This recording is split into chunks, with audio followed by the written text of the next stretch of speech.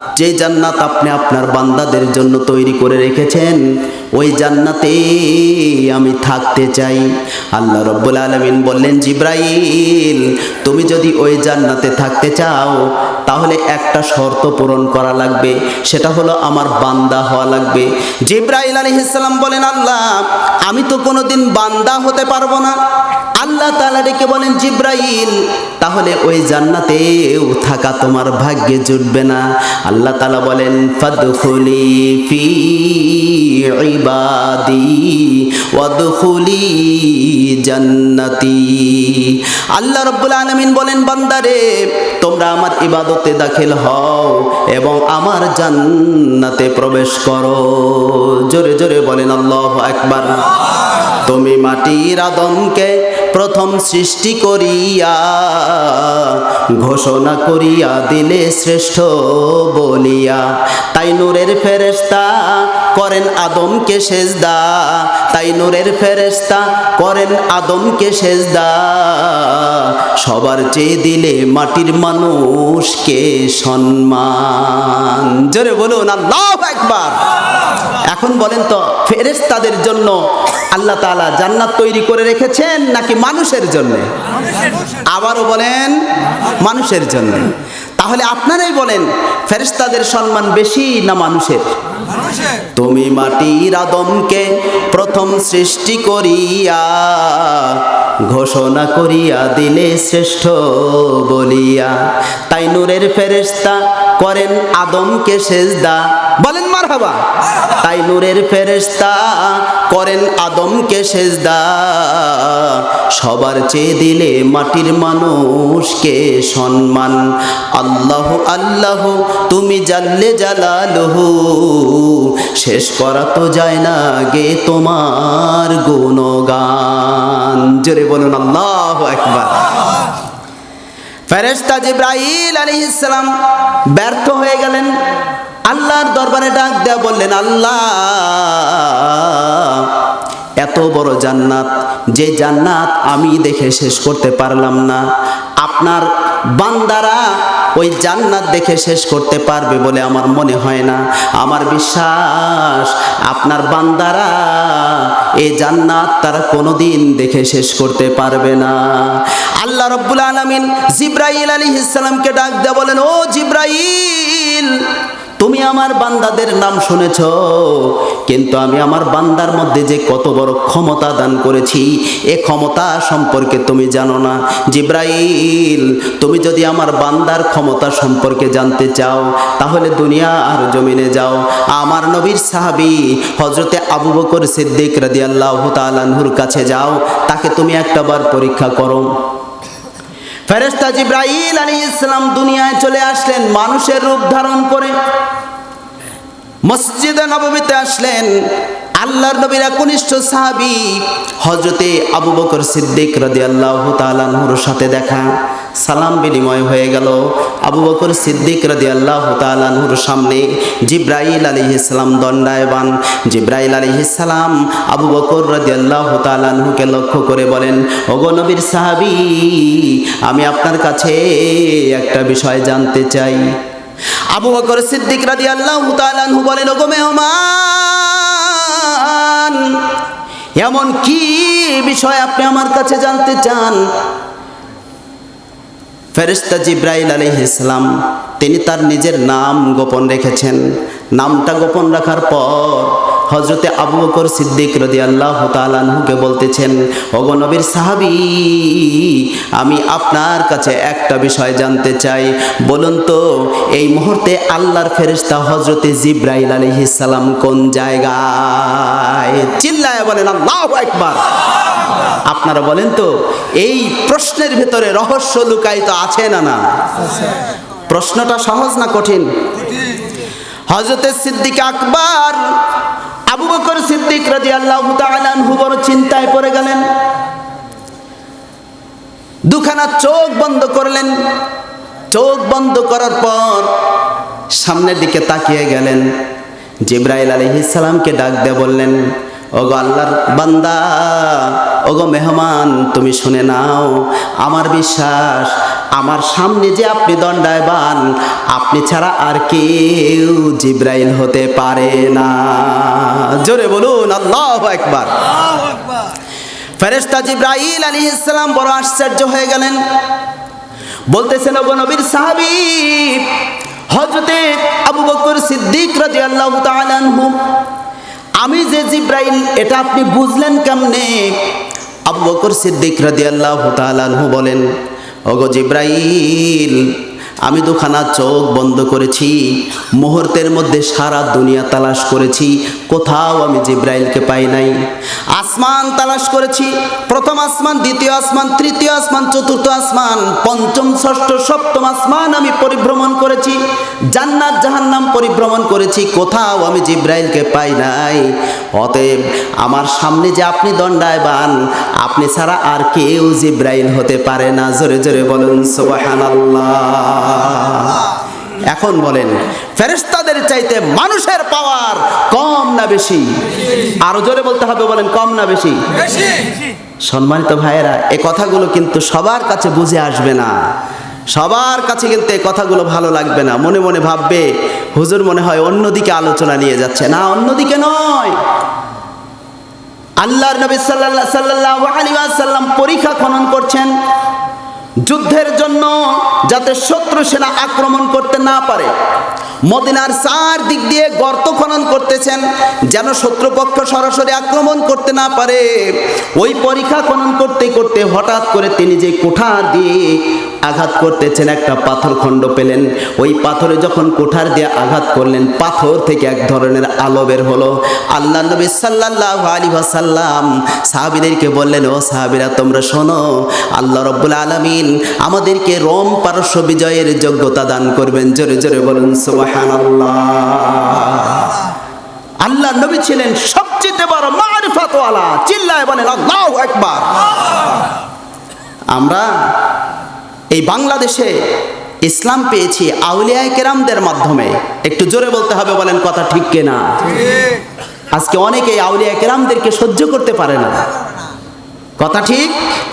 অনেকেই আউলিয়ায়ে কেরামদেরকে সহ্য করতে পারে না। হ্যাঁ, এগুলোর পেছনেও কারণ আছে, কারণ আমাদের দেশে অনেক ভণ্ড মানুষ আছে। আছে না ভাই?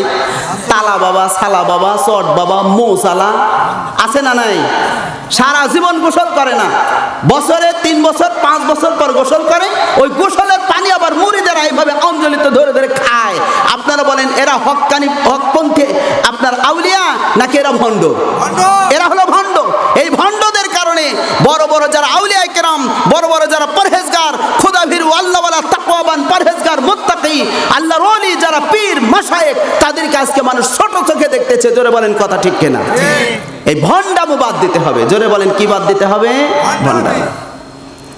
আমার সম্মানিত ভাইয়েরা, আমি যে কথা আপনাদের সামনে বললাম, ফেরেশতা জিবরাইল আলাইহিস সালাম আল্লাহকে ডেকে বলেছিলেন, আল্লাহ, এত সুন্দর, এত নিয়ামতে ভরা জান্নাত আপনি তৈরি করে রেখেছেন, ওই জান্নাতে আমি থাকতে চাই।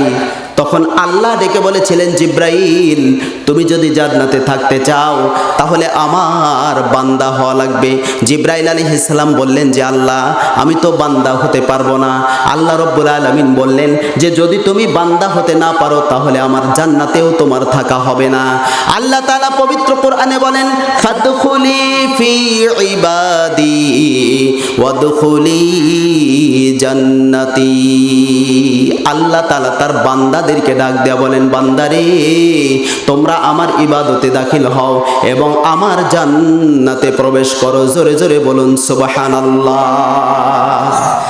তাহলে জান্নাত আল্লাহ তাআলা তৈরি করেছেন ফেরেশতাদের জন্য নাকি আল্লাহর বান্দাদের জন্য? তাহলে আমরা কি আল্লাহর বান্দা? জোরে বলা লাগবে, বলেন আমরা কি আল্লাহর বান্দা। এতে আপনারা খুশি না বেজার?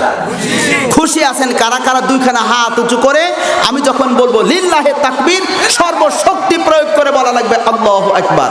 লিল্লাহে তাকবীর, লিল্লাহে তাকবীর। আল কোরআনের আলম, আল হাদিসের আলম।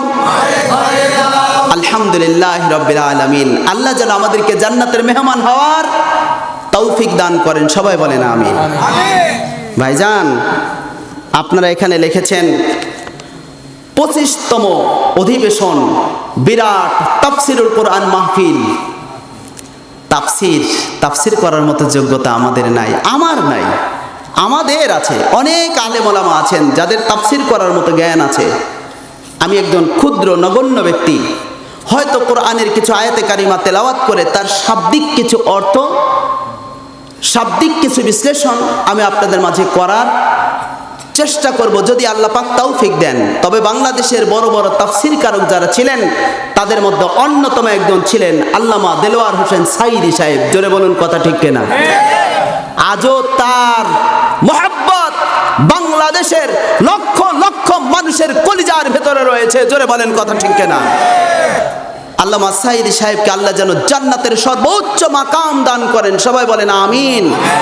তাকে সহ এই বাংলাদেশ সহ গোটা পৃথিবীতে ইসলাম প্রচারক হিসেবে যারা কাজ করেছেন, ইসলামের জন্য নিবেদিত প্রাণ হিসেবে যারা কাজ করেছেন, আল্লাহ যেন সবাইকে জান্নাতের মেহমান হিসেবে কবুল করে নেন। সকলে জবান খুলে বলেন আমিন।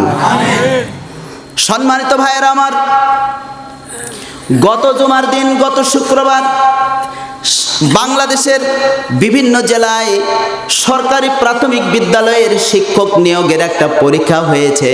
বলেন হয়েছে নাকি হয়নি? পরীক্ষা হয়েছে। এই পরীক্ষার যখন সার্কুলার আসলো, সেখানে লেখা ছিল যে সরকারি প্রাথমিক বিদ্যালয়ে সহকারী শিক্ষক হিসেবে এত হাজার লোক নিয়োগ দেওয়া হবে। সর্বনিম্ন যোগ্যতা হতে হবে বিএ পাস। বিএ পাশের নিচে যারা, তারা দরখাস্তই করতে পারবে না। বলেন পারবে? পারবে না। আমাদের বাংলাদেশ সরকার যদি সরকারি প্রাথমিক বিদ্যালয়ে শিক্ষক নেওয়ার জন্য যদি সর্বনিম্ন যোগ্যতা উল্লেখ করে দিয়ে যদি সার্কুলার দিতে পারেন, সেখানে যদি লিখতে পারেন যে সর্বনিম্ন বিএ পাস যোগ্যতা হওয়া লাগবে, ও আমার বন্ধুগণ, আমরা যারা এই দুনিয়ার জমিনে বসবাস করছি, আমার আল্লাহ রাব্বুল আলামিন পবিত্র কোরআনে বলেন, আল্লাযী খলাকাল মাউতা ওয়াল হায়াতা লিয়াবলুয়াকুম আইয়ুকুম আহসানু আমালা ওয়া হুয়াল আজিজুল গফুর। জোরে জোরে বলেন আল্লাহু আকবার। আল্লাহ তাআলা বলছেন, তিনি সেই মহান সত্তা আল্লাহ তাআলা যিনি সৃষ্টি করেছেন মৃত্যু এবং জীবন। এই মৃত্যু এবং জীবনকে আল্লাহ তাআলা এই কারণে সৃষ্টি করেছেন যে তিনি দেখতে চান বান্দার মধ্যে নেক আমল কার কত বেশি সুন্দর। জোরে বলেন সুবহানাল্লাহ। আল্লাহ আমাদেরকে দুনিয়াতে এমনি পাঠান নাই, আল্লাহ পাক আমাদেরকে পাঠিয়েছেন, সামান্য হায়াত দিয়েছেন। সেটা 10 বছর হতে পারে, 20 বছর হতে পারে, 100 বছর হতে পারে। নির্ধারিত কিছু সময় দিয়েছেন, হায়াত দিয়েছেন। কেন? আল্লাহ পাক দেখবেন বান্দার মধ্যে আমল কার কত সুন্দর। যদি বলুন সুবহানাল্লাহ। আইয়ুকুম আহসানু আমালা। আল্লাহ তাআলা আকসারু আমালা বলেননি যে কার আমল কত বেশি, এটা আল্লাহ তাআলা যাচাই করবেন না। আল্লাহ দেখবেন কার আমল কত সুন্দর। সুবহানাল্লাহ। হাদিসে এসেছে আল্লাহ রাসূল সাল্লাল্লাহু আলাইহি ওয়াসাল্লাম বলেছেন, আখলিস দীনাকা ইয়াকফিকাল আমালুল কলিল। তোমার দিনকে খাঁটি করো, অল্প আমলই নাজাতের জন্য যথেষ্ট হবে। একদিন আল্লাহর নবী সাল্লাল্লাহু আলাইহি ওয়াসাল্লাম সাহাবীদেরকে নিয়ে আলোচনা করছেন। হঠাৎ করে একজন বেদুইন লোক আসলেন, আল্লাহর নবীর সামনে দাঁড়িয়ে গেলেন, সালাম জানালেন, নবীজি সালামের জবাব দিলেন। এইবার ওই বেদুইন লোকটা নবীজি সাল্লাল্লাহু আলাইহি ওয়াসাল্লামকে উদ্দেশ্য করে বলছেন, নবী গো, আমাকে এমন আমল শিক্ষা দেন যে আমল করলে আমি যেন সরাসরি জান্নাতে যেতে পারি। জোরে বলেন সুবহানাল্লাহ। মহানবী সাল্লাল্লাহু আলাইহি ওয়াসাল্লাম বললেন, রে বেদুইন, তুমি এ কথার সাক্ষ্য দিবে, আশহাদু আল্লা ইলাহা ইল্লাল্লাহু ওয়া আশহাদু আন্না মুহাম্মাদান আবদুহু ওয়া রাসূলুহু। তুমি এ কথার সাক্ষ্য দিবে আল্লাহ ছাড়া আর কোনো মাবুদ নাই। আরও সাক্ষ্য দিবে মুহাম্মদ সাল্লাল্লাহু আলাইহি ওয়াসাল্লাম আল্লাহর বান্দা এবং তার রাসূল। অর্থাৎ 1 নাম্বার তুমি ঈমান আনবে, 2 নাম্বার ওয়া ইকামিস সালাত, নামাজ কায়েম করবে, 3 নাম্বার ওয়া ইতাইজ যাকাত, যাকাত আদায় করবে, 4 নাম্বার ওয়াল হজ, হজ করবে, 5 নাম্বার অসমে রমাদান, রমজান মাসে রোজা রাখবে। বেদুইন লোকটাকে আল্লাহর নবী 5টা আমল বাতলিয়ে দিলেন। বেদুইন লোকটা বললেন, নবী গো, যেই আল্লাহর হাতে আমার জীবন এবং মৃত্যু, ওই আল্লাহর নামে শপথ করে বললাম, আপনি আমাকে যে 5টি আমলের কথা বললেন, আমি এই 5টা আমলের এক বিন্দু কমও করব না, বেশিও করব না। এই বলে বেদুইন লোকটা যখন একটু সামনের দিকে অগ্রসর হয়, মহানবী সাল্লাল্লাহু আলাইহি ওয়াসাল্লাম সাহাবীদেরকে লক্ষ্য করে বললেন, সাহাবীরা রে, যদি তোমরা কোনো জান্নাতি মানুষকে দেখে চক্ষু শীতল করতে চাও, তাহলে ওই ব্যক্তিটাকে দেখে নাও। জোরে জোরে বলুন সুবহানাল্লাহ। আহারে, আল্লাহর নবী, দয়ার নবী, মায়ার নবী, কত সুন্দর করে আমল শিক্ষা দিয়েছেন। নবীজি সাল্লাল্লাহু আলাইহি ওয়াসাল্লাম বেদুইন লোকটাকে আমল শিক্ষা দিয়েছিলেন কয়টা? 5টা। এই 5টা আমল ঠিক, আমাদের জান্নাতে যাওয়া ঠিক। 5টা আমল ঠিক নাই, জান্নাতে যাওয়ারও গ্যারান্টি নাই। আজকে আপনাদের এলাকার অত্যন্ত প্রবীণ শত শত ছাত্রের ওস্তাদ, আজকে তিনি দুনিয়া থেকে বিদায় হয়ে গেছেন, জাননি? তার জানাজার নামাজ হয়নি আজকে, ঈশার নামাজের পরে জানাজার নামাজ হলো। আল্লাহ যেন তাকে জান্নাতের মেহমান হিসেবে কবুল করেন, সবাই বলেন আমিন। আজকে আসরের নামাজের পরে আমি আমার এক আত্মীয়র জানাজার নামাজ আদায় করে তারপরে মাহফিলের উদ্দেশ্যে রওনা করেছি। পথিমধ্যে দেখলাম একজন ব্যক্তির লাশ, আবার এখানে আসার পরে দেখলাম আরেকজন ব্যক্তির জানাজা হলো। তাহলে কয়জন ব্যক্তির আজকে? 3জন ব্যক্তির জানাজা দেখলাম। আহারে, একের পরে এক মানুষ চলে যাচ্ছে, এরপরে আমাদের হুঁশ আসতেছে না। মনে হচ্ছে আজকে নামাজ পড়বো না, কালকে পড়বো, কালকে নয় পরের দিন, পরের দিন নয় তার পরের দিন। ভাইজান, এই কথা বলতে বলতে কবরে চলে যাবে, তার নামাজ ভাগ্য জুটবে না। জোরে বলেন কথা ঠিক কিনা? নামাজ পড়তে হবে এই মুহূর্তে থেকে। মাহফিলে যখন আলোচনা শেষ হবে, বাড়িতে গিয়ে যারা এখনো ঈশার নামাজ পড়েননি, বাড়িতে গিয়ে বিছানাতে শোয়ার আগেই ওযু তাওয়াজ্জা করে ঈশার নামাজ আদায় করে তারপরে বিছানাতে ঘুমাবেন। সবাই বলেন ইনশাআল্লাহ। আবারও বলেন ইনশাআল্লাহ। আবারও বলেন ইনশাআল্লাহ। এই নামাজ আপনাকে জান্নাতের মেহমান বানিয়ে দেবে। সম্মানিত দিনী ভাইরা,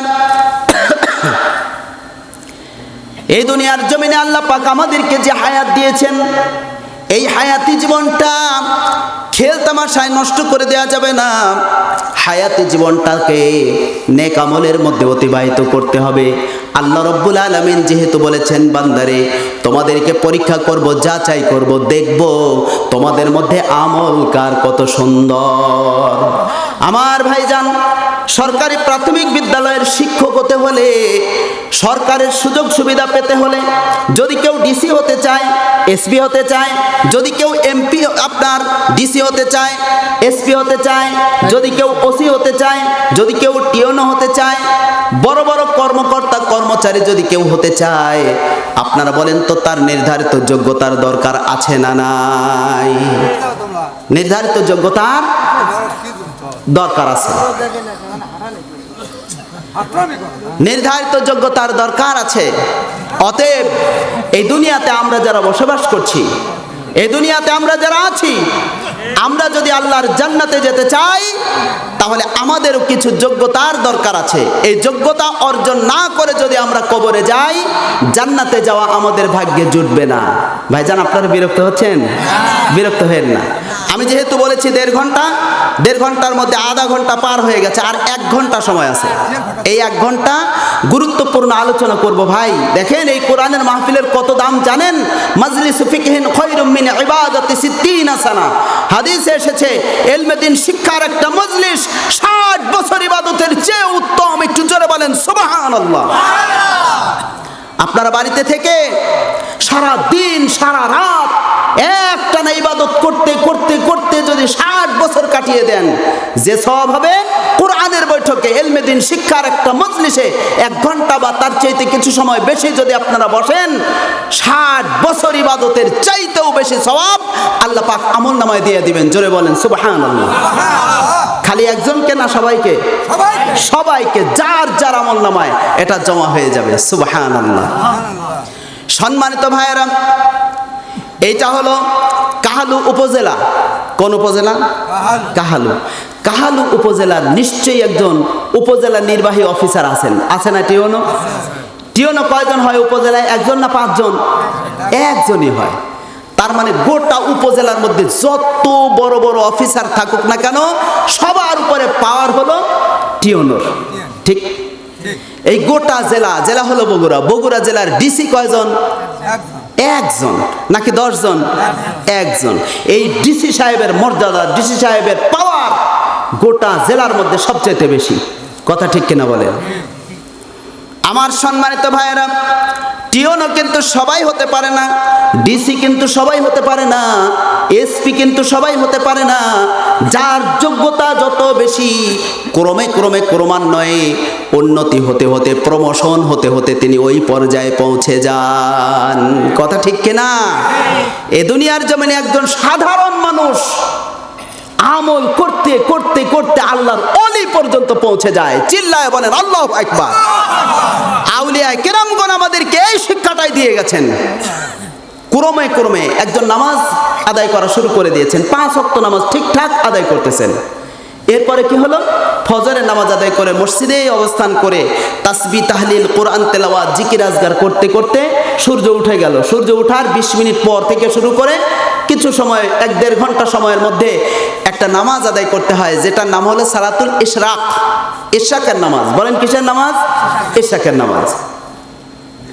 তারপরে আস্তে আস্তে চাশতের নামাজ, তারপরে জোহর নামাজ, তারপরে আসর, তারপরে মাগরিবে নামাজ আদায় করে এক শ্রেণীর মানুষ মসজিদে সুন্দর করে আদবের সাথে বসেন।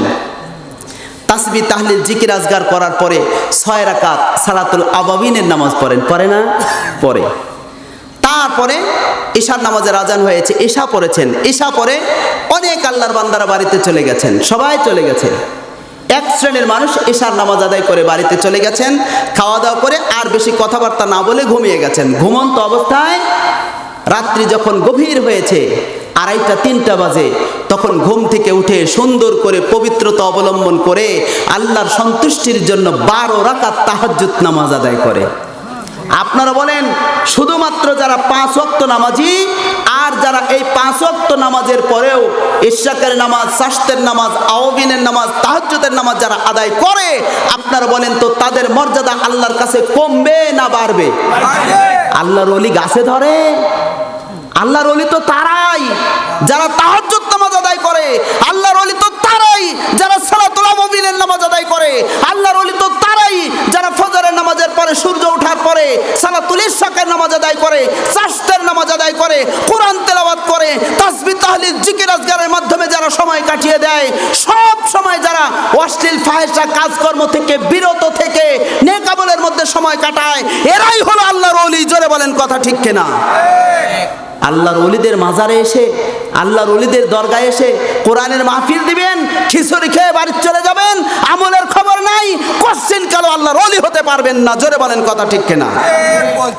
আল্লাহর ওলি হতে হলে কাজ করা লাগবে ভাই, কাজ করা লাগবে। জোরে বলেন কি করা লাগবে? কাজ করা লাগবে। আমার সম্মানিত দিন দরদি মুসলিম ভাই এবং বোনেরা, পর্দার অন্তরালে যে সকল মা বোনেরা আছেন, গুরুত্ব সহকারে মনোযোগ দিয়ে কথাগুলো শোনার চেষ্টা করবেন। আমার বিশ্বাস আজকের এই কোরআনের মাহফিলে পুরুষদের উপস্থিতি যা, মা বোনদের উপস্থিতি মনে হয় তার চাইতে বেশি আছে। বেশি আছে না? মহিলাদের উপস্থিতি বেশি না আপনাদের চাইতে? মা বোনদের উপস্থিতি আমার একটা ধারণা যে বেশি আছে। তো মা বোনদেরকে আমি অন্তরের অন্তরস্থল থেকে মোবারকবাদ জানাই, ধন্যবাদ জানাই। মা বোনেরা, আল্লাহর রাস্তায় আপনারা গল্প করবেন না, কথাবার্তা বলবেন না, চুপচাপ আর 1 ঘন্টা সময় আলোচনা শুনুন। একদিন আমাদের প্রিয় নবী জনাবে মুহাম্মদ রাসূলুল্লাহ, সবাই পড়ুন সাল্লাল্লাহু আলাইহি ওয়াসাল্লাম, তিনি একটা উটের পিঠে চড়েছেন। উটের পিঠে সওয়ার হয়ে মরুভূমির পথ বেয়ে সামনের দিকে অগ্রসর হচ্ছেন। উটের পিঠে চড়ে আছেন, উট সামনের দিকে এগিয়ে চলছে। আল্লাহর নবীর কতিপয় সাহাবী তারা ওই উটের পেছনে পেছনে তারাও রওনা করেছেন। মহানবী সাল্লাল্লাহু আলাইহি ওয়াসাল্লাম বেশ কিছু দূর অগ্রসর হলেন। সাহাবায়ে কেরাম আল্লাহর নবীর পেছনে পেছনে তারাও যাচ্ছেন। যেতে যেতে হঠাৎ করে সাহাবীরা শুনতে পান আল্লাহর নবী যে উটের পিঠে বসে আছেন, উটের পিঠে বসে আছেন, ওই উটের চারদিক দিয়া মৌমাছির গুঞ্জরণের মতো আওয়াজ, গুন গুন গুন আওয়াজ উচ্চারিত হয়। সাহাবীরা বুঝতে পারলেন যে নিশ্চয়ই এখন রাসূল সাল্লাল্লাহু আলাইহি ওয়াসাল্লামের উপর ওহী নাজিল হবে, কুরআনের আয়াত নাজিল হবে। জোরে বলেন আল্লাহু আকবার। তাই সাহাবীরা কি করলেন, আল্লাহর রাসূল যে উটের পিঠে বসে আছেন ওই উটের চার দিক দিয়ে সাহাবীরা দাঁড়িয়ে গেলেন। আল্লাহর নবীর দিকে তাকিয়ে আছেন, দেখতে পেলেন নবীজি সাল্লাল্লাহু আলাইহি ওয়াসাল্লাম উটের পিঠে বসে আছেন, তার শরীরটা ঘেমে যাচ্ছে।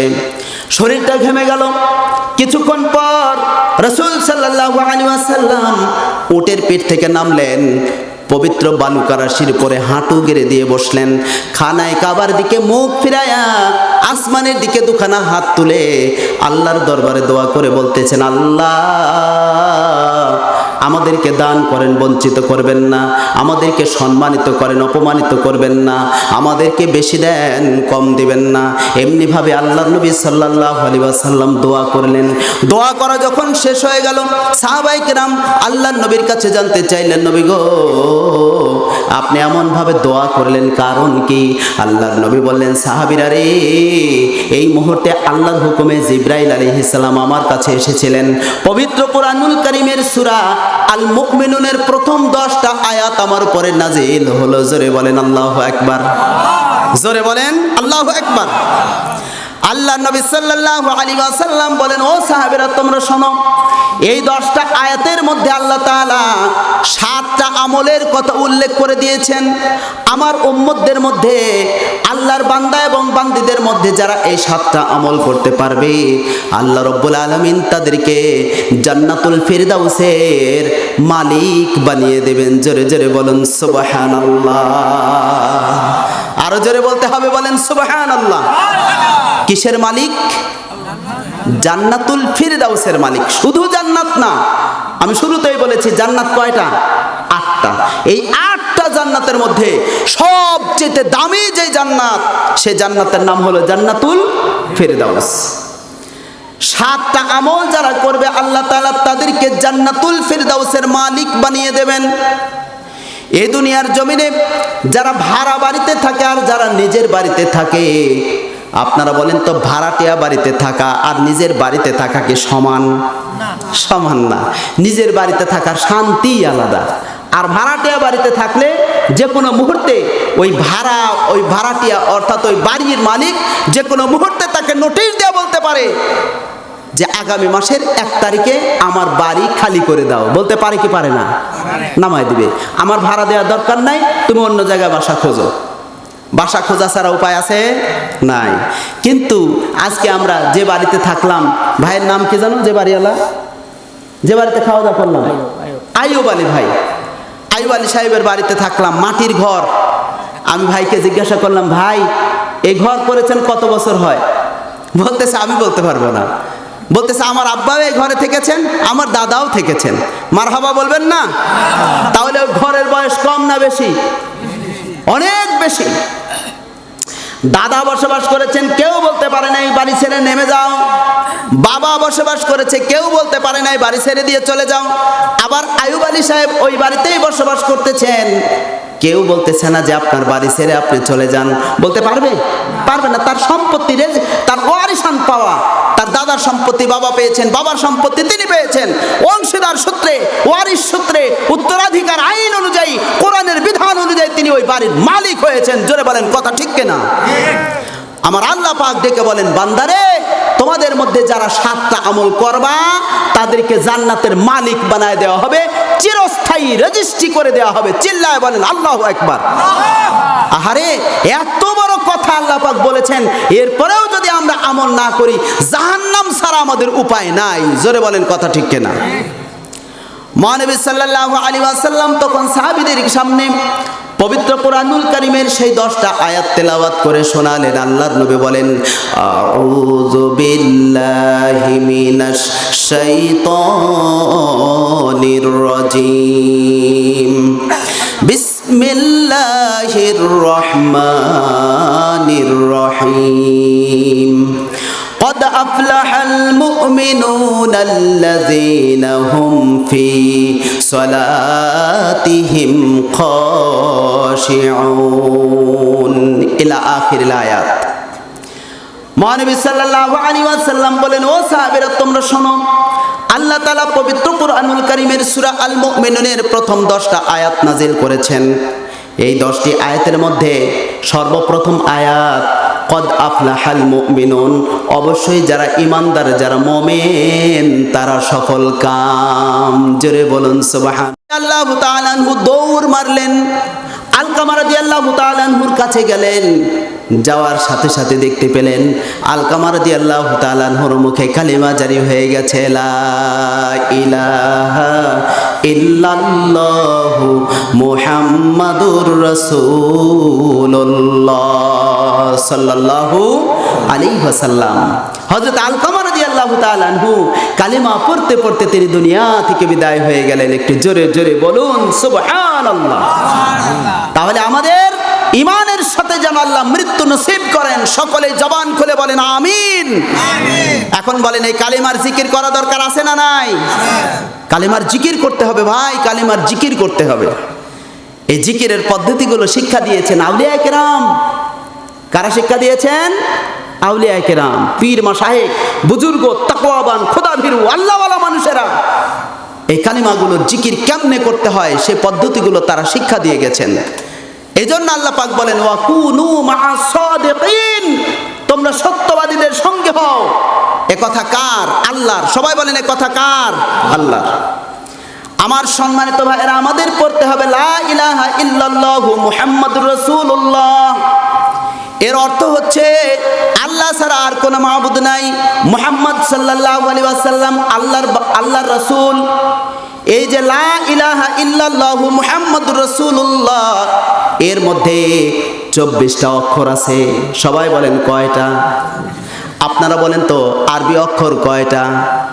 29টা। সবাই বলেন আরবি অক্ষর 29টা। আপনারা মনে হয় রাগ করতেছেন নাকি? রাগ করবেন না, আমি কিন্তু নির্ধারিত সময়ে আলোচনা শেষ করব। এর আগে কিছু কালেকশনও তো আছে, কালেকশনও করা লাগবে। আমার সব মনে আছে, যথাসময়ে কালেকশন করব। আর যেহেতু বিশাল তাফসিরুল কোরআন মাহফিল, কিছু তাফসির না করলে হক আদায় হবে না। যার কারণে আমি তাফসির একটু সামান্য হলেও আমি আপনাদের মাঝে পেশ করার চেষ্টা করব ইনশাআল্লাহ। লা ইলাহা ইল্লাল্লাহু মুহাম্মাদুর রাসূলুল্লাহ, এই কালিমার মধ্যে 24টা অক্ষর আছে। আরবি অক্ষর হলো 29টি, তার মধ্যে 15টা নোক্তাওয়ালা আর 14টা হলো নোক্তা ছাড়া। কি আশ্চর্যের বিষয়, এই লা ইলাহা ইল্লাল্লাহু মুহাম্মাদুর রাসূলুল্লাহ এই কালিমা তয়্যিবার মধ্যে যতগুলো অক্ষর আছে, একটা অক্ষরেও নোক্তা নাই। সুবহানাল্লাহ বলেন। কি নাই? নোক্তা নাই। পবিত্র বাক্য। এই কালিমা যে ব্যক্তি একবার পড়বে, সে যদি 80 বছরের বয়সের কাফের হয়, এই কালিমা পড়ার সাথে সাথে তার অতীতের সব গুনাহগুলো আল্লাহ তাআলা মাফ করে দেন, তাকে বেগুনাহ মাসুম বানায়া দেন। জোরে বলেন সুবহানাল্লাহ। তাহলে আপনারা বলেন কালিমার পাওয়ার আছে না নাই? কম না বেশি? আল্লাহ নবীর কাছে একজন ব্যক্তি হাজির হলেন। নবীজি সাল্লাল্লাহু আলাইহি ওয়াসাল্লাম একজন অপরিচিত মানুষকে দেখলেন। অপরিচিত লোকটা আল্লাহর নবীর সামনে দাঁড়িয়ে আছেন, মনটা খারাপ।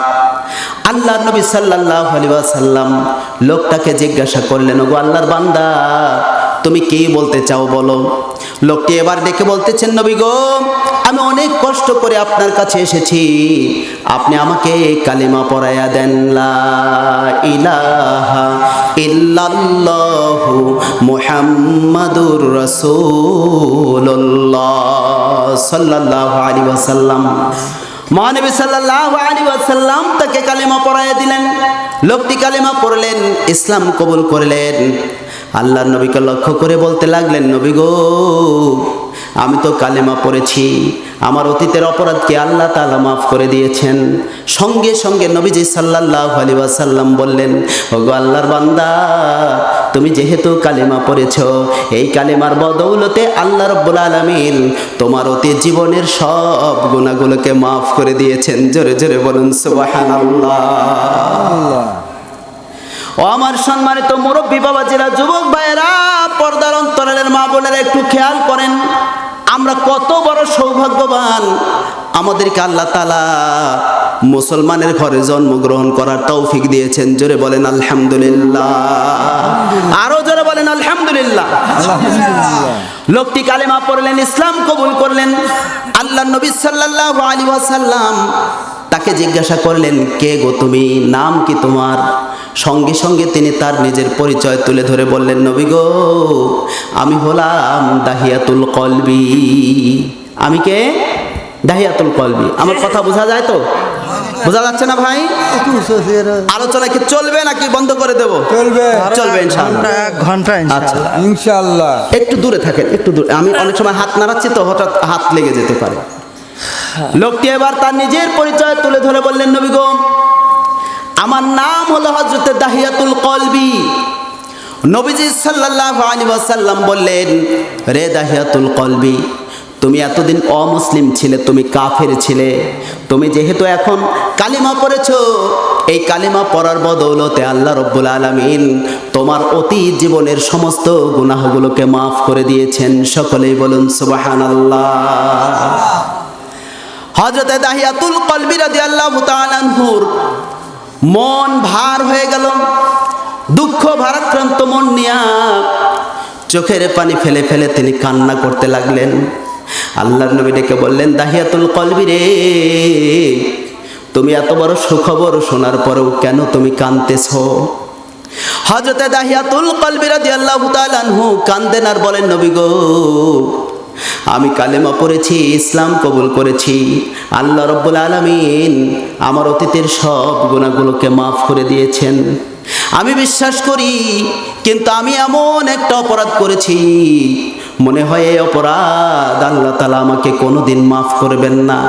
আল্লাহর নবী ডেকে বলেন, দাহিয়াতুল কলবি রে, তুমি এমন কি অপরাধ করেছো? একটু আমি কি শুনতে পারি? আমাকে কি একটু বলতে পারো? হযরত দাহিয়াতুল কলবি রাদিয়াল্লাহু তাআলা আনহু কান্দেন আর বলেন, ওগো নবীজি সাল্লাল্লাহু আলাইহি ওয়াসাল্লাম, আমার স্ত্রীর গর্ভে সন্তান।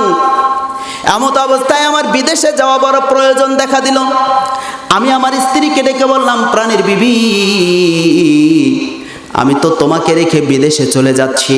তোমার গর্ভে যে সন্তান, এ সন্তানটা যখন ভূমিষ্ঠ হবে, যদি কন্যা সন্তান হয় তাহলে তুমি তাকে হত্যা করে ফেলবে, জীবন্ত অবস্থায় তাকে মাটিতে পুঁতে ফেলে মেরে ফেলবে।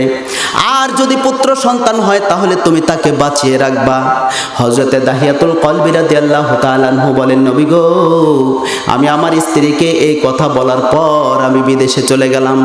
বেশ কয়েক বছর পর আমি যখন বাড়িতে ফিরলাম, আমি বাড়িতে ফেরার সাথে সাথে আমার স্ত্রী এসে আমার দুখানা পা জড়িয়ে ধরে কাঁদতে শুরু করলো।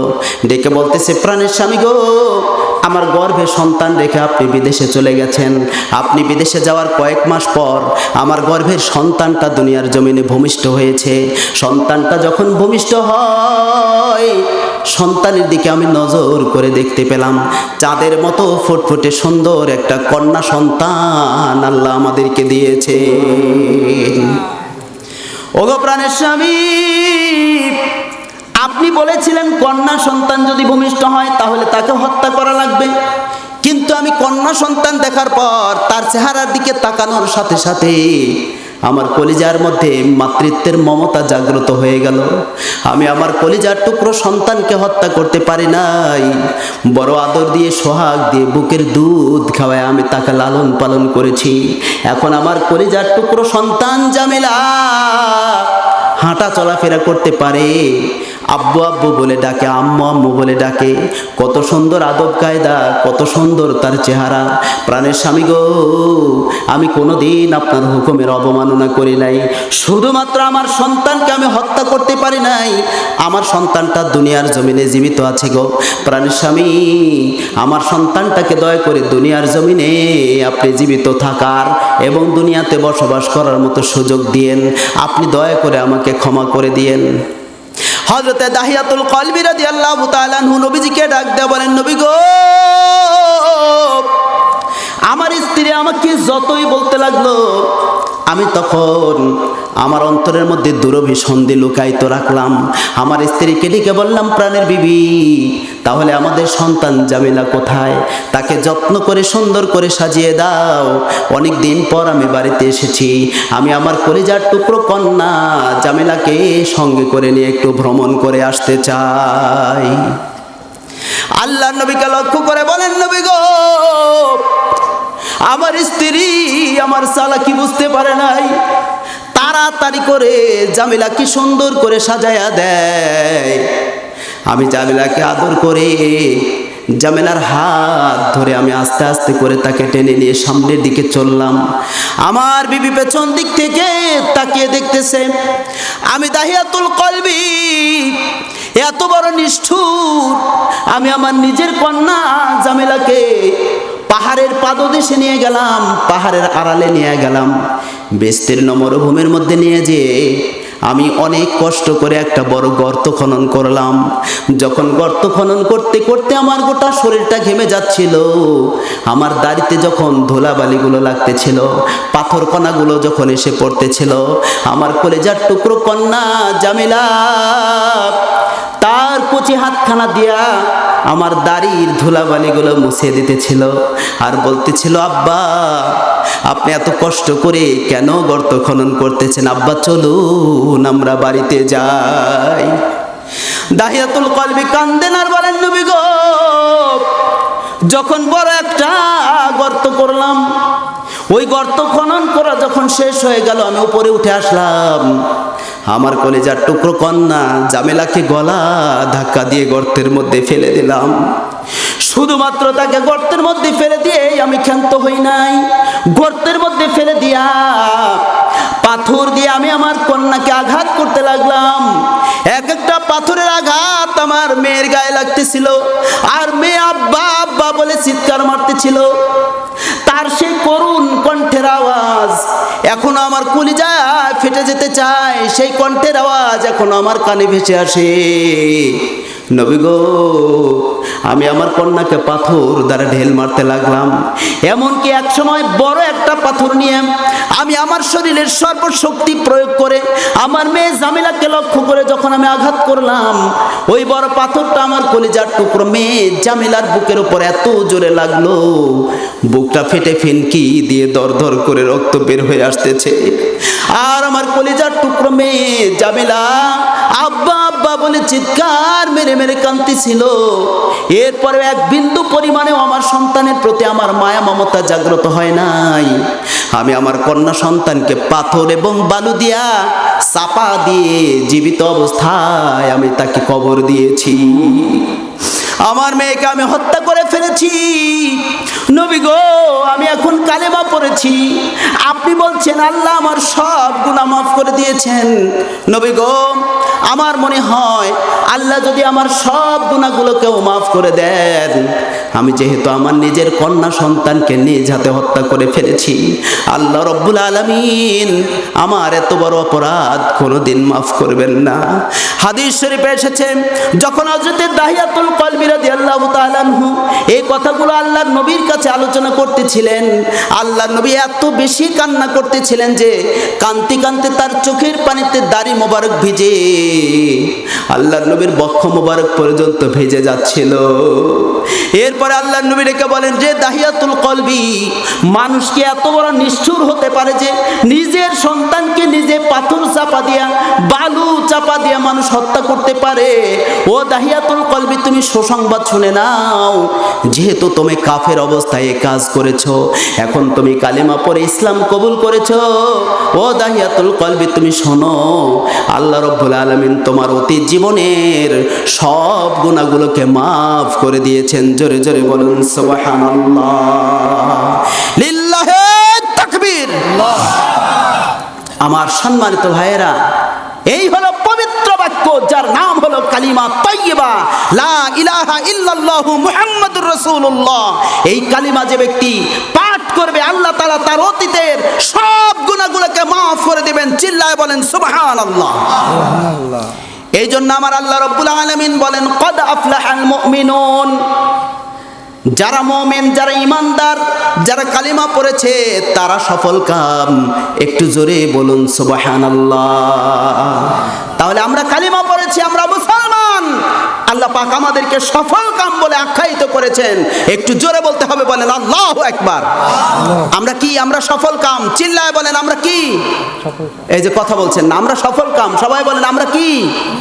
আমরা সফল কাম, মুসলমান না, আমরা সফল কাম। আল্লাহ অবশ্যই আমাদেরকে জান্নাত দিবেন ইনশাআল্লাহ। এরপরে মহানবী সাল্লাল্লাহু আলাইহি ওয়াসাল্লাম বলেন, আল্লাহ রাব্বুল আলামিন বলেছেন, আল্লাযীনা হুম ফি সালাতিহিম খাশিউন। ওই সকল মুমিনগণ সফল কাম হয়ে যাবে যারা তাদের নামাজে বিনয়ী এবং বিনম্র। জোরে বলুন সুবহানাল্লাহ। যারা তাদের নামাজে বিনয়ী বিনম্র, নামাজের মধ্যে যারা ইখলাসের সাথে খুশু খুজুর সাথে যারা নামাজ আদায় করবে, আল্লাহ রাব্বুল আলামিন তাদেরকে জান্নাতুল ফিরদাউসের মালিক বানিয়ে দেবেন, জান্নাতুল ফিরদাউসের উত্তরাধিকারী বানিয়ে দেবেন। জোরে বলুন সুবহানাল্লাহ। এখন আমি আপনাদের সবার নিয়াত জানতে চাই। বলেন তো, আপনারা কি জান্নাতের উত্তরাধিকারী হতে চান? জান্নাতের মালিক হতে চান? কারা কারা হতে চান? দুখানা হাত দেখাবেন একটু। আল্লাহ যেন আমাদেরকে জান্নাতের মালিক হওয়ার তৌফিক দান করেন। সবাই বলেন আমিন। আরো জোরে বলেন আমিন।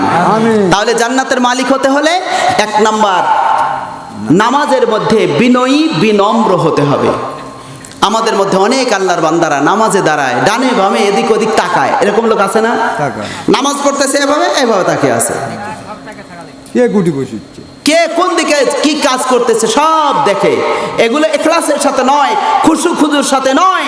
আমার আল্লাহ বললেন, আল্লাযীনা হুম ফি সালাতিহিম খাশিউন। যারা তাদের নামাজে বিনয়ী বিনম্র, তারা হবে জান্নাতুল ফিরদাউসের মালিক। একটু জোরে বলেন আল্লাহু আকবার। আল্লাহু আকবার। নামাজের মধ্যে বিনয়ী বিনম্র হতে হবে। হুকুম আল্লাহর। সবাই বলেন হুকুম কার? আল্লাহ। আল্লাহর। সম্মানিত ভাইয়েরা আমার, যে মহান আল্লাহ তাআলা আজকে আমাদেরকে 24 রজব মাসের 24 তারিখে আজকের এই ইসালে সওয়াব মাহফিলে সম্পৃক্ত হওয়ার তৌফিক দান করেছেন। সবাই বলেন আলহামদুলিল্লাহ। আলহামদুলিল্লাহ। আর মাত্র 2 দিন পর বুধবার দিনগত রাত্রি হলো লাইলাতুল মিরাজ রাত্রি। এই লাইলাতুল মিরাজ রাত্রিতেই আমাদের প্রিয় নবী হযরত মুহাম্মদ সাল্লাল্লাহু আলাইহি ওয়াসাল্লাম আল্লাহর নিকট থেকে 5 ওয়াক্ত নামাজ উপঢৌকন হিসেবে পেয়েছিলেন। জোরে বলেন আল্লাহু আকবার। আল্লাহু আকবার। সম্মানিত ভাইয়েরা আমার, এই যে 5 ওয়াক্ত নামাজ আমরা পেলাম, আপনারা বলেন তো ফজরের নামাজের ফরজ কয় রাকাত? 2 রাকাত। যোহরের ফরজ 4 রাকাত। আসরের ফরজ 4 রাকাত। মাগরিবের ফরজ 3 রাকাত। ইশার ফরজ 4 রাকাত। আচ্ছা, এই যে কম বাড়া হইল কেন? আমার কথা হচ্ছে, আল্লাহ তাআলা ইচ্ছা করলে ফজরের নামাজের ফরজ যেমন 2 রাকাত দিয়েছেন, যোহর আসর মাগরিব ইশাও যদি 2 রাকাত করে ফরজ দিতেন, তাহলে নামাজের পরিমাণ দাঁড়াতো 10 রাকাত। আল্লাহ যদি প্রত্যেক ওয়াক্ত নামাজে ফরজ যদি 3 রাকাত করে দিতেন, তাহলে 5 ওয়াক্ত নামাজের মধ্যে ফরজের পরিমাণ দাঁড়াতো 15 রাকাত। যদি 4 রাকাত করে ফরজ দিতেন, তাহলে 5 ওয়াক্ত নামাজের মধ্যে ফরজের পরিমাণ দাঁড়াতো 20 রাকাত। কিন্তু 20 হলো না, 15 হলো না, 10ও হলো না। 5 ওয়াক্ত নামাজের মধ্যে ফরজের পরিমাণ দাঁড়িয়েছে মাত্র 17 রাকাত। জোরে বলেন কয় রাকাত? 17 রাকাত। এখন এই 17 রাকাত কি জন্য হলো? বিষয়টা জানলে আমাদের ক্ষতি হবে না লাভ হবে? লাভ হবে। খুব সংক্ষেপে আমি বিষয়গুলো আলোচনা করব, যাতে করে নামাজের মধ্যে আমাদের বিনয় নম্রতা আসে। নামাজ যেন আমরা বিনয় নম্রতার সাথে আদায় করতে পারি, খুশু খুজুর সাথে যারা নামাজ আদায় করতে পারি, আল্লাহ যেন আমাদেরকে এই তৌফিক দেন। এই প্রত্যাশা নিয়ে আমি এই সংক্ষিপ্ত আলোচনাটুকু করেই আপনাদের নিকট থেকে বিদায় হওয়ার চেষ্টা করব ইনশাআল্লাহ। ফজরের 2 রাকাত ফরজ নামাজ আমরা কেমনে পেলাম? আমার সম্মানিত ভাইয়েরা একটু খেয়াল করেন, কুরবানির বিধান এসেছে হযরত ইব্রাহিম আলাইহিস সালামের সময় থেকে। বলেন কার সময় থেকে? ইব্রাহিম আলাইহিস সালামের সময় থেকে। হযরত ইব্রাহিম আলাইহিস সালাম তার কলিজার টুকরো সন্তান ইসমাঈল আলাইহিস সালামকে কুরবানি করতে গিয়েছিলেন। আল্লাহ পাকের মহান কুদরতে জান্নাতি একটা দুম্বা কুরবানি হয়ে গিয়েছিল, ইসমাঈল আলাইহিস সালাম পাশে দাঁড়ানো। হযরত ইব্রাহিম আলাইহিস সালাম কান্না করা শুরু করলেন, আল্লাহ আমার কুরবানি কি কবুল হলো না? আল্লাহ তাআলা ডেকে বলেন, ইব্রাহিম আমি আপনার অন্তর যাচাই করে ফেলেছি, আপনাকে পরীক্ষা করেছি, আপনি পরীক্ষায় পাশ করেছেন। জোরে বলেন সুবহানাল্লাহ। আল্লাহর কাছে এই কুরবানি এমন পছন্দ হয়ে গেছে, উম্মতে মুহাম্মাদের জন্য কিয়ামত পর্যন্ত এই কুরবানি করা ওয়াজিব হয়ে গিয়েছে। চিল্লায় বলেন আল্লাহু আকবার। আল্লাহু আকবার। সম্মানিত হাজী সাহেবগঞ্জ যখন হজ করতে যান, যারা উমরা করার জন্য পবিত্র খানায় কাবায় যান, আপনারা বলেন তো সাফা মারোয়া পাহাড় দৌড়াদৌড়ি করা লাগে কি লাগে না? সাফা মারোয়া পাহাড়ে দৌড়াদৌড়ি করা ওয়াজিব। যদি এটা কেউ না করে তার হজ, তার উমরা আল্লাহর দরবারে কবুল হবে না। এই সাফা মারোয়া পাহাড় দৌড়াদৌড়ি করার পেছনে হযরত হাজেরা আলাইহিস সালামের স্মৃতি বিজড়িত ঘটনা আছে, আছে না নাই? শিশুপুত্র ইসমাঈল আলাইহিস সালামকে বর্তমানে যেই জায়গায় জমজম কূপ, ওই জায়গায় রাখলেন, তখন জমজম কূপের আবিষ্কার হয় নাই। হযরত হাজেরা আলাইহিস সালামের কাছে যে খাদ্য ছিল, পানি ছিল, রুটি ছিল, খেজুর ছিল, সব ফুরিয়ে গেছে। বুকের দুধ পর্যন্ত শুকিয়ে গেছে, মুখের জিহ্বা পর্যন্ত শুকিয়ে গেছে। কলিজার টুকরো সন্তান যে কোনো মুহূর্তে মারা যাবে। হযরতে হাজেরা আলাইহিস সালাম বড় চিন্তায় পড়ে গেলেন। ওই জমজম কূপের কাছে সন্তানকে রেখে একটা দৌড় মারলেন সাফা পাহাড়ে, দেখলেন সেখানে পানি পাওয়া যায় কিনা। কিন্তু ধুধু বালুকারাশি আর পাথর, ওই পাথরের মধ্যে সূর্যের তাপ পড়ার কারণে ওইটা পানির মতো ঢেউ খেলতেছে, মরিচিকা দেখা যায়। দৌড় মারলেন, সেখানে পানি নাই। আবার দৌড় মেরে আসলেন, সন্তানকে এক নজর দেখলেন। আবার মারোয়া পাহাড়ে দৌড় মারলেন, আবার সন্তানের কাছে আসলেন, আবার সাফা পাহাড়ে দৌড়ালেন। সর্বমোট 7টা চক্কর দিয়েছিলেন। জোরে বলেন কয়টা? এই 7টা চক্কর আল্লাহর কাছে এমন পছন্দনীয় হয়ে গেছে, কিয়ামত পর্যন্ত যারা হজ করার জন্য, উমরা করার জন্য মক্কায় যাবেন, তাদের সাফা মারোয়া পাহাড়ের মধ্যে দৌড়াদৌড়ি করা ওয়াজিব সাব্যস্ত করে দেওয়া হয়েছে। এই সাফা মারোয়া পাহাড়ের মধ্যে দৌড়াদৌড়ি না করলে তাদের হজ এবং উমরা আল্লাহর দরবারে কবুল হবে না। জোরে বলেন কথা ঠিক কিনা? তাহলে ইসলামের সাথে এই স্মৃতি বিজড়িত ঘটনাগুলো জড়িত রয়েছে। ফজরের 2 রাকাত ফরজ নামাজ আমরা কেমনে পেলাম? আল্লাহ তাআলা হযরত আদম এবং হাওয়া আলাইহিস সালামকে জান্নাতে থাকার পারমিশন দিলেন এবং বললেন, ও আদম ও হাওয়া, তোমরা জান্নাতে থাকো, যেখানে ইচ্ছা সেখানে যাও, কিন্তু খবরদার ওই গন্ধম গাছের কাছেও যেও না।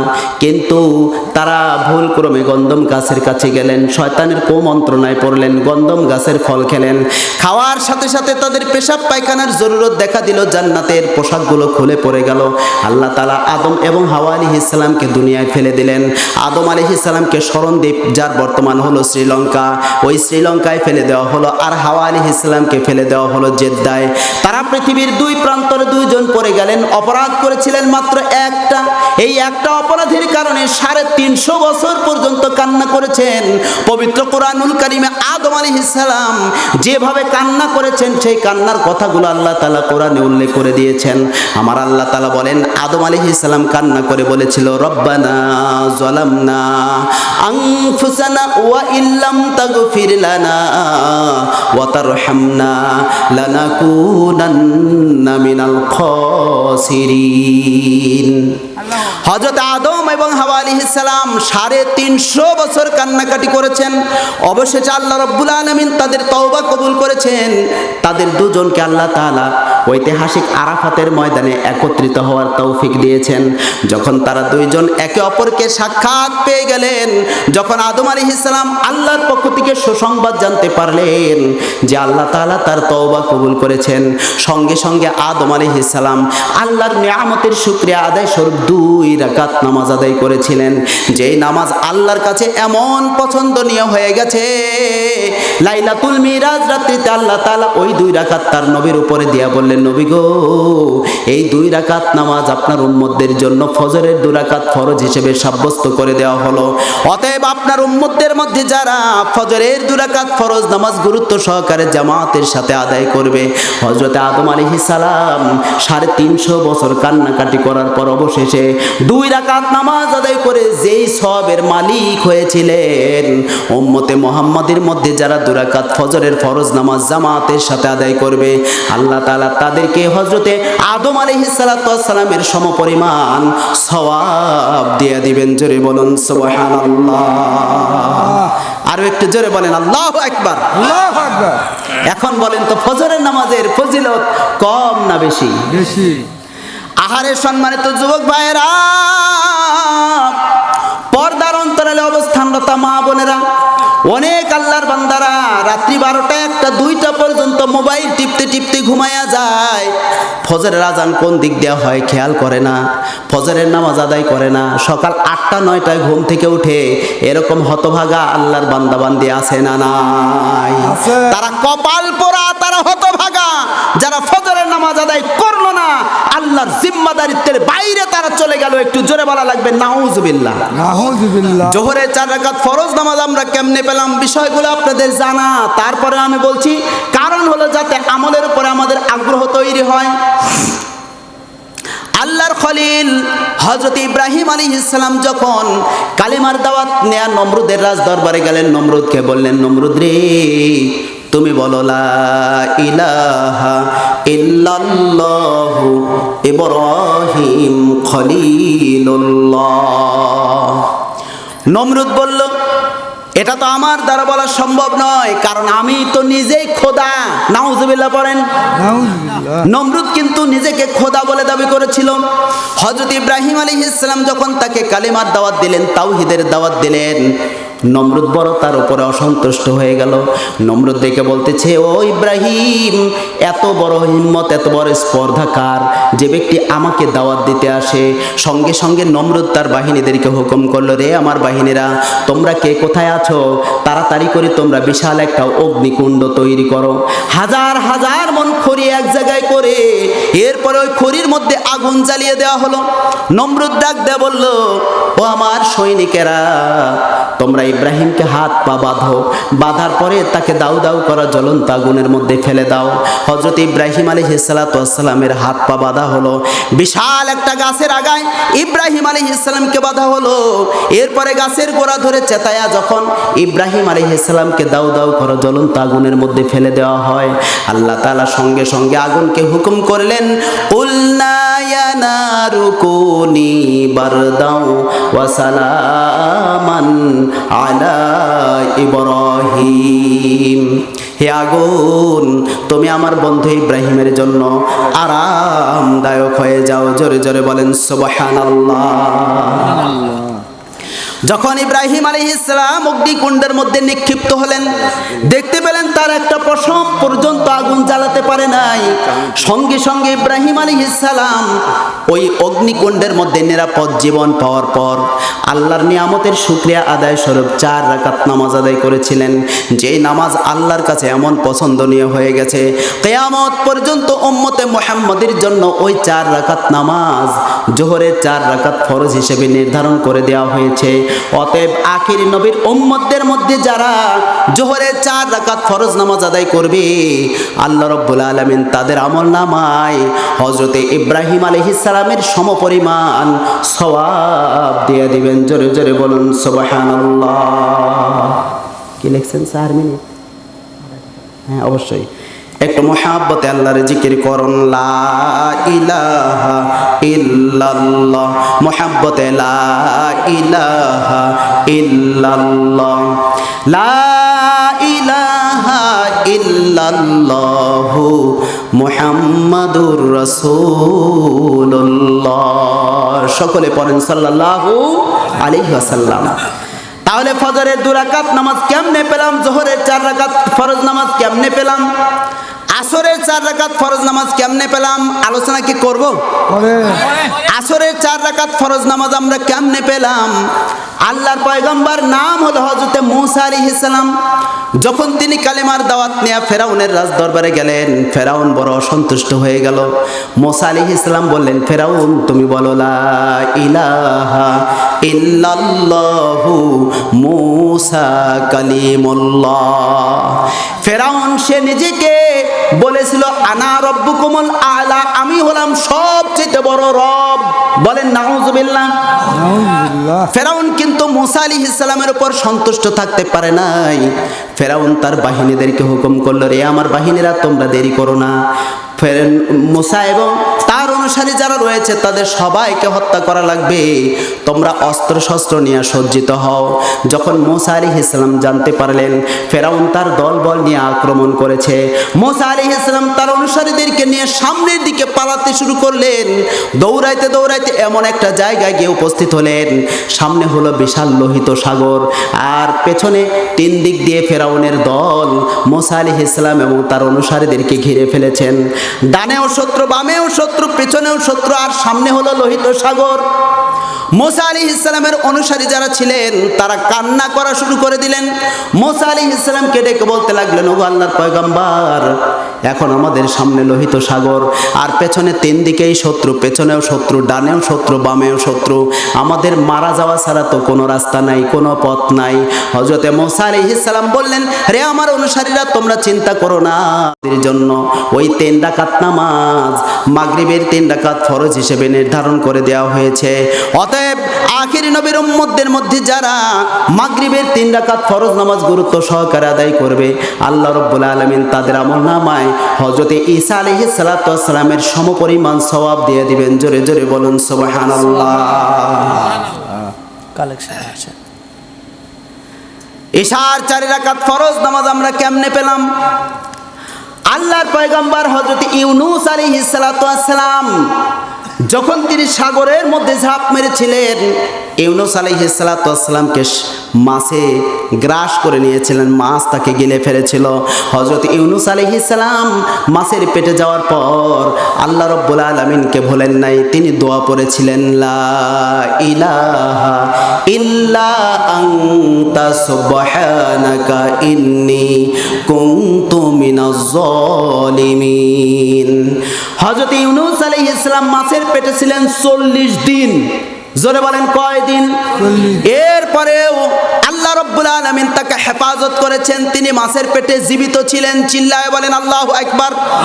40 দিন পর ওই মাছ যখন ইউনূস আলাইহিস সালামকে যখন উদ্গীরণ করে দিল, বমি করে দিল, ওগলাইয়া দিল, হযরত ইউনূস আলাইহিস সালাম সমুদ্রের কিনারায় পড়ে থাকলেন, তিনি অসুস্থ ছিলেন। যখন সুস্থতা লাভ করলেন, আল্লাহর নিয়ামতের শুকরিয়া আদায় স্বরূপ 4 রাকাত নামাজ আদায় করেছিলেন। যেই 4 রাকাত নামাজ আল্লাহ তাআলা উম্মতে মুহাম্মাদের জন্য ঈশার 4 রাকাত ফরজ হিসেবে নির্ধারণ করে দিয়েছেন। অতএব উম্মতে মুহাম্মাদের মধ্যে যারা ঈশার 4 রাকাত ফরজ নামাজ গুরুত্ব সহকারে আদায় করবে, আল্লাহ রাব্বুল আলামিন তাদের আমলনামায় হযরতে ইউনূস আলাইহিস সালামের সমপরিমাণ সওয়াব দান করবেন। একটু জোরে বলেন সুবহানাল্লাহ। এখন বলেন 5 ওয়াক্ত নামাজের মধ্যে ফজিলত সওয়াব কম না বেশি? এখন এই 5 ওয়াক্ত নামাজ আপনারা আদায় করবেন নাকি করবেন না? কারা কারা আদায় করবেন একটু হাত উঁচু করে দেখান। আমি কিন্তু জোর করে আপনাদেরকে হাত উঠাতে বলিনি, আপনারা হাত তুলেছেন। আল্লাহ যেন আপনাদেরকে জান্নাতের মেহমান হিসেবে কবুল করেন, সবাই বলেন আমিন। আল্লাহ যেন আমাদের সবাইকে 5 ওয়াক্ত নামাজি হিসেবে কবুল করেন, সবাই জবান খুলে বলেন আমিন। যার কারণে আল্লাহ রাব্বুল আলামিন বলেন, আল্লাযীনা হুম ফি সলাতিহিম খাশিউন, ওই সকল মুমিনগণ সফল কাম যারা তাদের নামাজে বিনয় বিনম্র হবে, যারা এত সুন্দর সওয়াবের আশা নিয়ে যখন তারা নামাজে আদায় দাঁড়াবে তখন তাদের মনোযোগ থাকবে, তারা বিনয় নম্রতার সাথে খুশু খুজুর সাথে নামাজ আদায় করতে পারবে। জোরে জোরে বলুন সুবহানাল্লাহ। আমার সম্মানিত ভাইয়েরা, 7টা আমল বিষয়ে আমি আলোচনা করতে চেয়েছিলাম, আলোচনা করলাম মাত্র 1টা, আর বাকি রইল 6টা। এই 6টা আলোচনা আর মাত্র কয়েক মিনিট পর আমি আলোচনা করব। আমি আপনাদের মাঝ থেকে 5টা-10টা মিনিট সময় চেয়ে নিলাম। এই যে ওলাহালি দরগাতলা মাজার শরীফ প্রাঙ্গণে আয়োজিত তাফসিরুল কোরআন মাহফিল, এই মাহফিলের জন্য কত কষ্ট করে আপনাদের জন্য মেহমানদারি করার জন্য খাবারের ব্যবস্থা করা হয়েছে। তারপরে এই মাহফিলের আয়োজন করতে গিয়ে হাজার হাজার টাকা ব্যয় করা হয়েছে। এই দিনই প্রতিষ্ঠান অর্থাৎ এই তাফসিরুল কোরআন মাহফিলের জন্য আমি আপনাদের কাছে আন্তরিক সহযোগিতা কামনা করছি। আপনাদের মধ্যে থেকে মাত্র 4 জন আল্লাহর বান্দার কাছ থেকে আমি 5,000 টাকা করে দাবি করলাম।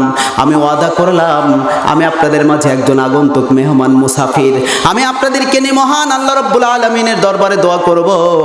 4 জন ব্যক্তির জন্য দুখানা হাত তুলে তাদের নাম উচ্চারণ করে আল্লাহর কাছে দোয়া করব, আল্লাহ যেন তার 4 জন বান্দাকে জান্নাতের মেহমান হিসেবে কবুল করে নেন। সবাই বলেন আমিন। মাত্র 4 জন আল্লাহর বান্দা 5000 টাকা করে এই তাফসীরুল কোরআন মাহফিল আপনারা দান করবেন। আমি ওয়াদা করলাম আপনাদের জন্য হাত তুলে আল্লাহর কাছে দোয়া করব। সর্বপ্রথমে 5000 টাকা দেওয়ার মতো কে আছেন গো ভাই? যদি নগদ পারেন নগদ দেন, নগদ যদি না থাকে বাকিতে লেখায় দেন। as-সাদাকাতু তারুদ্দুল বালা, দান সদকা বান্দার বিপদ দূর করে দেয়। আল্লাহ তাআলা বলেছেন ওয়া তাআওয়ানু আলাল বিররি ওয়াত তাকওয়া, তোমরা ন্যায় এবং সঙ্গত কাজে পরস্পরকে সহযোগিতা করো। যেহেতু এটা হলো দোয়ার মাহফিল, আমাদের সকল আত্মীয় স্বজনদের জন্য আমরা আল্লাহর কাছে দোয়া করব। এই দোয়ার বদৌলতে আল্লাহ যেন আমাদের সকল আত্মীয় স্বজনদের কবরে আযাব মাফ করে দেন। সবাই বলেন আমিন। এই দোয়ার বদৌলতে আল্লাহ যেন আমাদের সকল আত্মীয় স্বজনদের কবরগুলোকে যেন জান্নাতের বাগান বানিয়ে দেন। আমরা সবাই বলি আল্লাহুম্মা আমিন। ভাইজান, আমি আপনাদের মধ্যে থেকে মাত্র 4 জন আল্লাহর বান্দার কাছ থেকে 5000 টাকা করে দাবি করলাম। সর্বপ্রথমে আল্লাহর একজন বান্দা একটু হাত উঁচু করে বলেন যে আমি আল্লাহর হস্তে 5000 টাকা দেব। আমি ওয়াদা করলাম আপনার জন্য নাম উচ্চারণ করে আল্লাহর দরবারে দোয়া করব। আল্লাহ তাআলা বলেছেন উদউনি আস্তাজিব লাকুম, বান্দারে তোমরা আমার কাছে দোয়া করো, আমি তোমাদের দোয়া কবুল করব। দোয়া করার দায়িত্ব হলো বান্দার, দোয়া কবুল করার দায়িত্ব হচ্ছে আল্লাহর। আজকের এই কোরআনের মাহফিলে পর্দার অন্তরালে অসংখ্য মা বোনেরা আছেন, আমার সামনে অসংখ্য মুরব্বী বাবাজিরা আছেন, চুল পাকা দাড়ি পাকা মুরব্বী আছেন, যারা আল্লাহর কাছে যখন দোয়া করবেন চুল পাকা দাড়ি পাকা মুরব্বীদের দোয়া আল্লাহ তাআলা ফেরত দিতে লজ্জাবোধ করেন।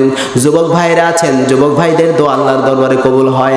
হাফেজে কোরআন থাকতে পারেন, আলেম ওলামা রয়েছেন, দিনদার পরহেজগার মুত্তাকি ব্যক্তিগণ রয়েছেন, কার দোয়া আল্লাহর দরবারে কবুল হবে আমরা কেউ জানি না। আমরা সবাই মিলে একটু আল্লাহর কাছে দোয়া করব। আল্লাহ যেন তার 4 জন বান্দাকে এই দিনই এই কল্যাণমূলক কাজের জন্য এই তাফসীরুল কোরআন মাহফিলে যেন আল্লাহর 4 জন বান্দা 5000 টাকা করে দান করতে পারে। সবাই বলেন আমিন। সর্বপ্রথমে আল্লাহর একজন বান্দা একটু হাত উঁচু করে বলেন যে আমি আল্লাহর হস্তে এই তাফসীরুল কোরআন মাহফিলে 5000 টাকা দেব। কেউ আছেন এমন? দেখেন তো মন নরম করে একমাত্র আল্লাহর সন্তুষ্টির জন্য দান করা যায় কিনা। একটু মন নরম করে একমাত্র আল্লাহর সন্তুষ্টির জন্য দিবেন ভাই। সর্বপ্রথমে 5000 টাকা দেওয়ার মতো কেউ নাই? দেখেন মন নরম করে দেয়া যায় কিনা। সম্মানিত দিনী ভাইরা, আমি ওয়াদা করেছি এই 4 জন ব্যক্তির জন্য নাম উচ্চারণ করে আল্লাহ পাকের দরবারে তার জন্য দোয়া করব। আর বান্দা যদি দোয়া করে এ দোয়া অবশ্যই আল্লাহ রাব্বুল আলামিন কবুল করে নেবেন। অসংখ্য মানুষ আমরা এখানে রয়েছি, পর্দার অন্তরালে অসংখ্য মা বোনেরা রয়েছেন, কার দোয়া আল্লাহর দরবারে কবুল হবে আমরা কেউ জানি না। সর্বপ্রথমে আল্লাহর একজন বান্দা একটু হাতটা উঁচু করে বলেন যে আমি আল্লাহর হস্তে 5000 টাকা দেব। কেউ আছেন ভাই? দেখেন একটু মন নরম করে দেন দাদা ভাই। সম্মানিত মুরব্বী বাবাজিরা আছেন, যারা আছেন একটু মন নরম করে দেন। আমি তো জানি না আপনাদের কার আর্থিক অবস্থা কেমন। অনেকেই এমন আছেন লক্ষ লক্ষ টাকা আছে, 5000 টাকা দিলে তার কোনো সমস্যা হবে না। আল্লাহর হস্তে দেন। এই দিনী প্রতিষ্ঠান, আপনার এই যে দিনী কাজ তাফসীরুল কোরআন মাহফিল, এই মাহফিলটা প্রত্যেক বছর হোক, এটাকে আপনারা চান নাকি চান না? কত বছর যাবত পর্যন্ত হচ্ছে? 25 বছর। এই যে 25 বছর পর্যন্ত একটানা হয়ে আসতেছে। আপনাদের সকলের আন্তরিক সহযোগিতা, আপনাদের দান, আপনাদের আন্তরিক প্রচেষ্টা, এই প্রচেষ্টার বদৌলতেই এই 25 বছর একটানা এই মাহফিল হয়ে আসতেছে। আল্লাহর শুকরিয়া আদায় করি। সবাই বলেন আলহামদুলিল্লাহ। সামনে বছরও এখানে যেন মাহফিল হয়, আল্লাহ যেন কবুল করেন। সবাই বলেন আমিন। ভাইজান, যদি একবারে দিতে অসুবিধা হয় প্রত্যেক মাসে 1000 1000 করে দিয়ে 5 মাসে দিবেন। 5 মাসে 5000